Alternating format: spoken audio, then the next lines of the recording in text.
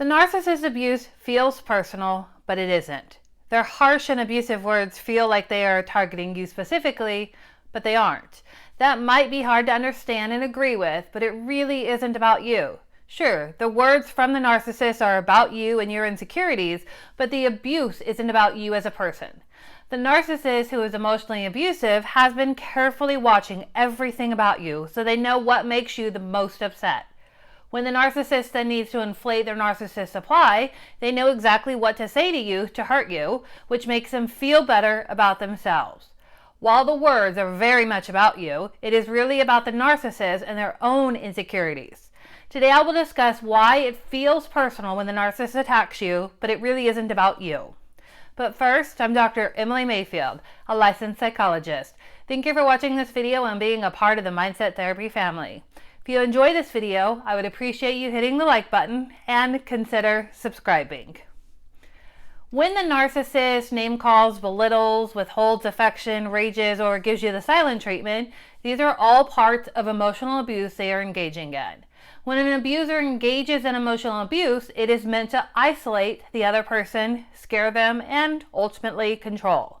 Abusers engage in abusive tactics because they need to control the people around them. And emotional abuse is effective in controlling someone because it activates your emotions, and when your emotions are activated, it becomes more difficult to think logically, which makes it easier to control you. The abuser wants you to feel confused and uncertain because it is harder to think clearly when you are confused. The abuser will target your insecurities to make you feel unhappy. They will withhold affection and give you the silent treatment to make you feel unseen, and they will rage to silence you. Every tactic used by the emotional abuser is meant to make them feel more in control of a situation they feel out of control in. So, as you can see, the abuse is done to make the abuser feel better about themselves. It isn't about you or what you did or didn't do. It is about the abuser and what they need. You are the recipient because you are the easy target at that time. If you are out in public and a stranger yells at you and calls you names, you are unlikely to take that personally. You think that person is unstable and you otherwise brush off their actions as being about them and their own issues. The stranger who was yelling at you and calling you names didn't target you per se. Rather, you just happened to be there at the time of their outburst and you were the recipient of the abuse. This is how you should also think of your partner, parent, sibling, or any other person you are close to in your life who has been abusive. You are merely in their sights and become the person they are targeting. The difference between them and a stranger is the person you are close to knows your insecurities and knows how to be the most brutal in their attack. They know what to say to make you feel the most insecure or what action to do to make you feel the most confused. They know you well, and part of knowing you well is knowing how to attack you in a way which hurts the most. When the narcissist or any emotionally abusive person is abusive, it feels personal because they make it personal.